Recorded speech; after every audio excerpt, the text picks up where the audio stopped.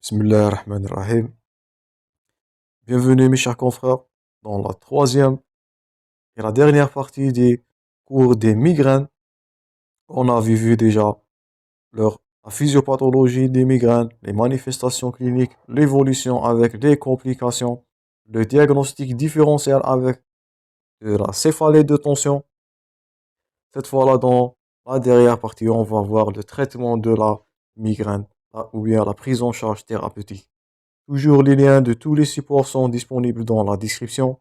Je vous invite toujours à abonner pour recevoir ces vidéos durant toute l'année concernant tous les modules.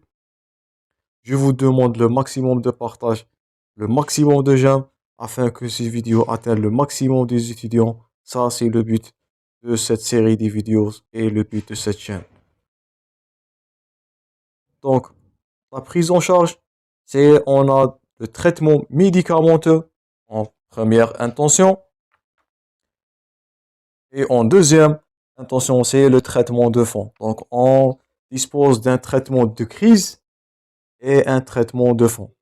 Donc, la prise en charge, elle est basée sur deux traitements, le traitement de crise et le traitement de fond. Et notez bien, dans la migraine, si le traitement de fond n'est pas respecté, il n'y a pas d'amélioration. Donc, beaucoup de patients prennent leur médicament de crise, prennent le traitement de crise, mais ils ignorent leur traitement de fond. Et ça va donner la rechute. Ça, c'est une loi dans toutes les pathologies chroniques. Un traitement de fond plutôt, il est primordial pour assurer la rémission ou bien l'élongation de la rémission le plus longtemps possible. Donc là, c'était un point fort concernant le traitement de fond qui est primordial afin de prévenir les rechutes, allonger la rémission le plus tôt possible et permettra une évolution favorable concernant ces pathologies qui sont chroniques. Donc, comme traitement médicamenteux et traitement de crise, on a deux traitements, des traitements non spécifiques et des traitements spécifiques à la migraine. Donc, comme traitement spécifique, bien sûr, comme toute douleur, donc ce sont les antalgiques. Mais gardez-vous en tête que le paracétamol, il n'a pas une autorisation de la mise sur marché spécifique dans certains ou bien dans le traitement de crise de la migraine ou bien de crise migraineuse. Donc, là, paracétamol ou bien le paracétamol n'a pas l'indication de la mise en marché comme traitement de migraine. Donc, c'est un antalgique, mais il n'a pas l'AMM. Donc, l'AMM, ça, on va aborder cette autorisation de la mise en marché en pharmacologie. Donc, restez toujours abonnés pour recevoir les vidéos concernant tous les modules. Donc, l'indication de la mise en marché, gardez-vous en tête des antalgiques, c'est le paracétamol. Elle n'est pas acquise par cette molécule-là. Par contre, les anti-inflammatoires non stéroïdiens, les INS, ils ont cette indication. Donc, on peut prescrire les INS comme douleur pour traitement d'une douleur migraineuse et on dispose du naproxène, on dispose de l'ibuprofène, le kétoprofène et le diclofénac. Donc tout ça, ce sont des antalgiques, ce sont des anti-inflammatoires non stéroïdiens. Ils peuvent être prescrits pour le traitement de la migraine et ça, c'est un traitement non spécifique. Ce sont des antalgiques généraux. On dispose aussi de la fameuse aspirine. C'est l'acide acétyl salicylique, mais seulement l'association de cette ASS, cet acide acétylsalicylique, aspirine, avec le méthoclopramide qui a une seule indication de la mise en marché. Donc, sans indication de la mise sur le marché, on ne peut pas prescrire le traitement. Donc, c'est médico-légal de faire prescrire ou bien de prescrire le médicament concernant leur indication sur le marché. Ne pas suivre ces lois, ça va engendrer, ou bien ça va faire des conséquences concernant le prescripteur, comme nous allons voir en pharmacologie. Donc, comme traitement non spécifique, gardez-vous en tête, c'est les INS et de l'aspirine associée au méthoclopramide dans les troubles digestifs qui sont associés à de phonophobie et de photophobie. Donc, faites attention, le paracétamol n'a pas l'indication de la mise en marché dans les crises migraineuses. Donc ça, c'était des traitements non spécifiques, sont prescrits en cas de douleur. Ce sont des antalgiques communs, ils peuvent être prescrits dans n'importe quelle douleur. Mais comme deuxième catégorie, B là, c'est le traitement spécifique de la migraine que vous devez retenir par cœur. Donc, ce sont des questions fréquentes d'examen.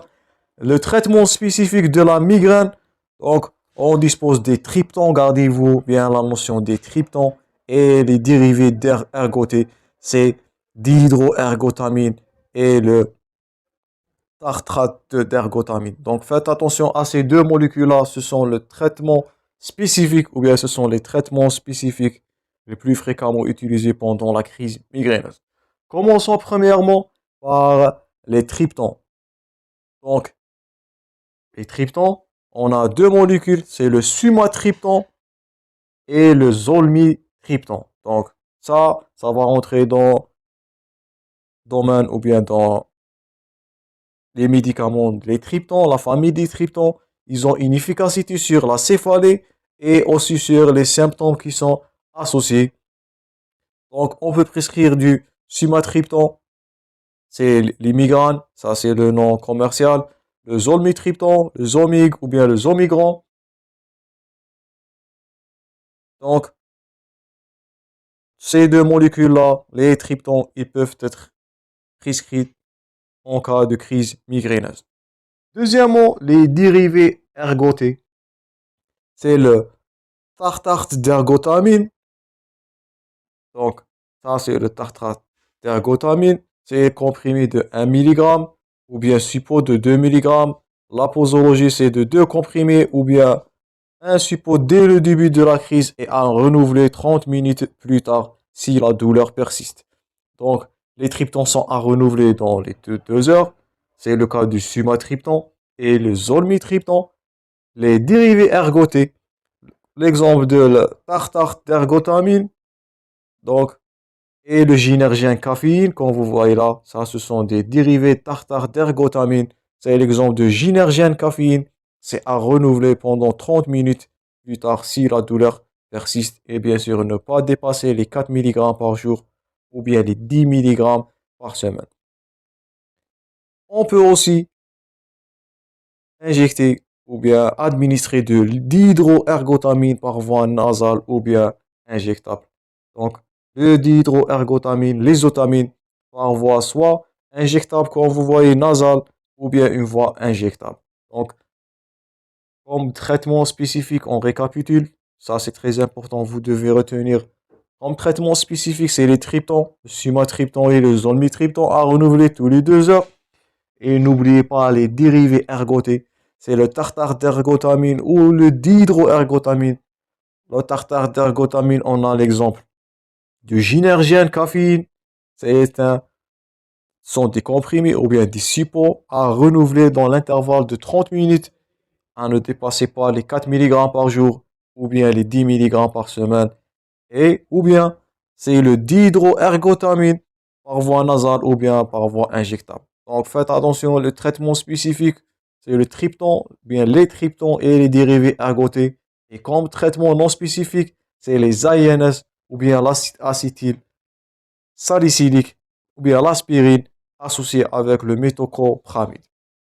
Donc faites attention entre les deux traitements, les traitements non spécifiques et les traitements spécifiques. Et faites attention toujours dans la prescription des médicaments, c'est leur autorisation de la mise en marché concernant la pathologie qui est indiquée, concernant la maladie qu'on est en train de traiter. Donc chaque médicament, chaque molécule a sa autorisation ou bien sa indication de la mise en marché. On ne peut pas mélanger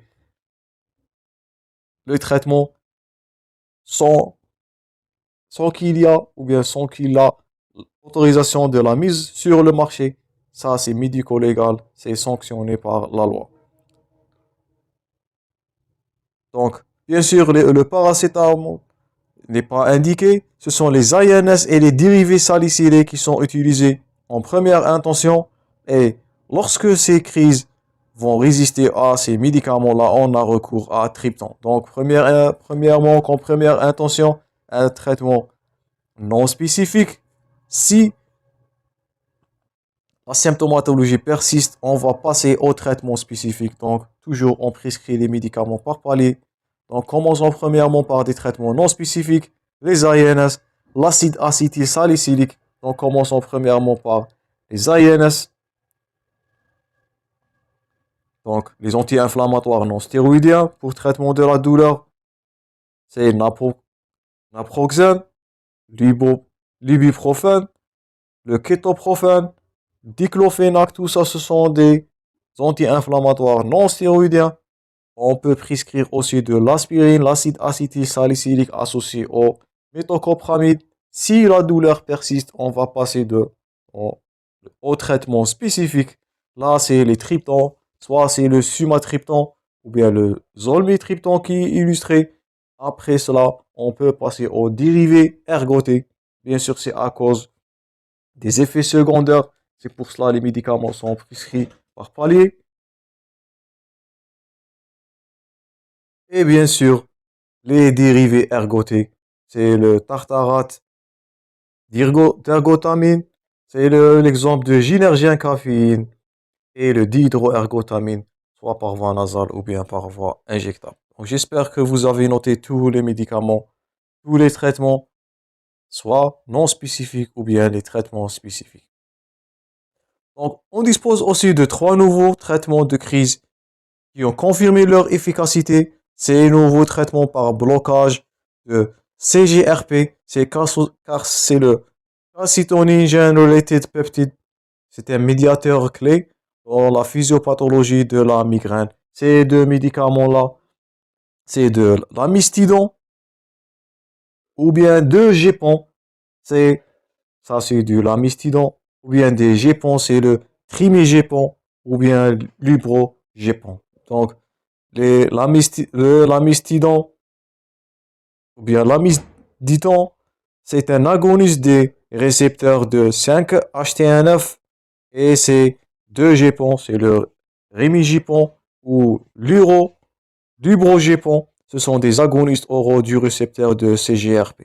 Donc, c'est comme de nouvelles molécules qui ont prouvé leur efficacité. C'est l'amistidon ou bien l'amistidon et les deux Gepant, c'est le rimigepant et l'ibrogépant. Mais gardez-vous en tête la notion de triptan et dérivés ergotés. Comme nouvelle molécule, c'est l'asmiditan et les deux Gepant qui sont le rimigepant et l'ibrogépant. Donc ça, ce que vous devez retenir comme molécule pour la prise en charge, je répète, de la crise, il ne faut pas mélanger les deux traitements de crise avec un traitement de fond. Un traitement de crise, c'est pour traiter la symptomatologie, pour réduire la sémiologie, réduire la douleur. C'est un traitement de la phase aiguë, mais un traitement de fond, c'est pour allonger la rémission le plus tôt possible. Donc ça, c'est toujours dans les pathologies chroniques, on dispose de traitement de crise et un traitement de fond. Comme dernier titre, on va aborder les traitements de fond. Donc, les traitements de fond sont recommandés, bien sûr, en fonction de la fréquence, l'intensité de la crise et aussi de l'handicap familial, social, professionnel qui est généré par ces crises-là. Donc, une crise migraineuse, ça va être gênant, ça va être même handicapante concernant l'aspect ou bien sûr le domaine social, professionnel, familial. Donc, la vie du patient, va être touché ou bien altéré par cette maladie-là qui est chronique. Donc, un patient migraineux ou bien un état de mal migraineux. Donc, c'est handicapant. Le patient ne peut pas continuer sa profession. Donc, la monothérapie pendant une période de 3 mois a une posologie suffisante et bien sûr un cahier de surveillance. En cas d'efficacité, le traitement de fond doit être poursuivi à la même dose pendant environ 6 mois, puis arrêté progressivement si les crises sont suffisamment espacées. Donc, gardez-vous en tête toujours, les traitements ont un seuil, ou bien un taux de toxicité, une indication, ou bien un seuil, ou bien un index thérapeutique. Donc, ce n'est pas des molécules qu'on prescrit aléatoirement. Il existe toujours des règles. Gardez-vous la notion de l'indication de la mise en marché et la durée de traitement. Là, c'est de 6 mois pour le traitement de fond concernant ces molécules-là. Donc, il existe différents traitements utilisés dans le traitement de fond de la migraine. Ils sont classés par 3 catégories. Donc, premièrement, les traitements qui ont démontré leur efficacité. Donc, c'est le cas de le fameux Dépakine, le valproate de sodium. Donc, le valproate de sodium, donc, si vous vous rappelez le cours de crise épileptique, là, c'est un traitement anti-épileptique des crises généralisées. C'est un traitement d'absence, c'est le Dépakine. Donc, je vous invite toujours à consulter les cours précédents. Je vous invite toujours à traiter les modules comme une entité pour mieux simuler les notions. Donc ça, c'est un traitement anti-épileptique. Et bien sûr, on avait dit que les traitements anti-épileptiques sont des molécules à ne pas jouer avec. Ils sont des effets secondaires, un taux de toxicité et des effets secondaires qui sont remarquablement retrouvés. Donc premièrement, c'est le valproate ou bien le Dépakine, le valproate de sodium. Ça, c'est du Dépakine. On a du propanolol, c'est un antihypertenseur, c'est un bêta-bloquant. Et on dispose aussi du topiramate, ça c'est du propanolol, et là c'est du topiramate. Donc, ça ce sont des traitements, ce sont des antiépileptiques et des bêta-bloquants antihypertenseurs qui ont prouvé leur efficacité qui est démontrée. Ça c'était l'efficacité qui est démontrée. Deuxièmement, les molécules qui ont une efficacité qui est probable. Là, c'est l'amitriptyline qui est indiqué là et le pizotifène. Donc là, ils ont une efficacité qui est dite probable. Et la troisième catégorie, ce sont les médicaments qui ont une efficacité qui est douteuse. C'est le cas de d'hydroergotamine et le gabapentin. Leur efficacité, elle n'est pas évidemment prouvée comme traitement de fond. Donc il existe une différence entre le traitement de fond et le traitement des crises. Faites attention à ne pas mélanger entre les deux notions. Un traitement de crise, il est utilisé au cours de la symptomatologie. Un traitement de fond, c'est pour allonger la rémission et séparer le maximum possible entre, quand vous voyez, suffisamment espacer les crises pour ne pas passer à la chronicité. Donc ça, c'était les traitements. 3 catégories.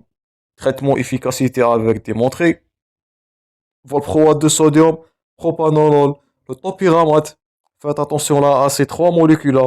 Ils sont fréquemment posés comme question d'examen. Donc, on peut prescrire comme traitement de fond le valproate de sodium. C'est le Dépakine, le fameux Dépakine. Le propanolol, c'est un bêta-bloquant. Et on n'oublie pas le topiramate. Donc, surtout ces 3 molécules, ils ont une efficacité démontrée, je répète, comme traitement de fond. C'est pas un traitement de crise. Les traitements de crise, c'était les triptans et les dérivés ergotés. Faites attention à mélanger entre les notions. Donc, on dispose aussi des anticorps monoclonaux. Donc, ces anticorps, là, monoclonaux, ils ont prouvé leur efficacité aussi. Les anticorps monoclonaux anti-CGRP, donc, ils ont démontré leur efficacité comme prophylaxie de migraine épisodique ou bien chronique avec une excellente tolérance au court et au moyen terme. Là, c'est le cas du Erinumab,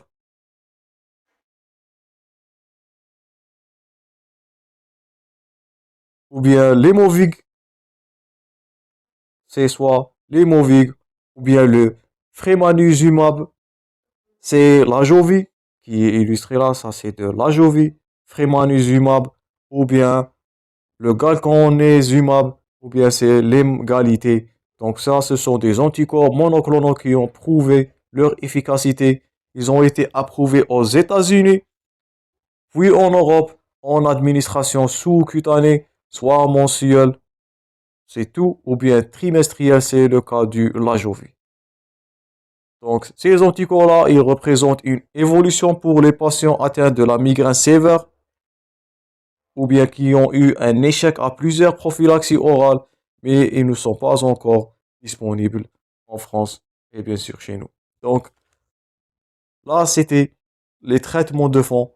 Donc, trois modalités, c'est les qui ont une efficacité premièrement démontrée, deuxièmement probable, troisièmement efficacité douteuse. Gardez-vous bien en tête la notion de dipakine, c'est le valproate de sodium, le propanolol, le bêta-bloquant, l'antihypertenseur et le topiramate. Ça, ce sont les molécules fréquemment prescrites comme traitement de fond de la migraine et ce sont des questions fréquentes d'examen dans des cas cliniques. Donc, vous êtes censé, dans le cycle clinique, de garder, bien de retenir les molécules, les traitements.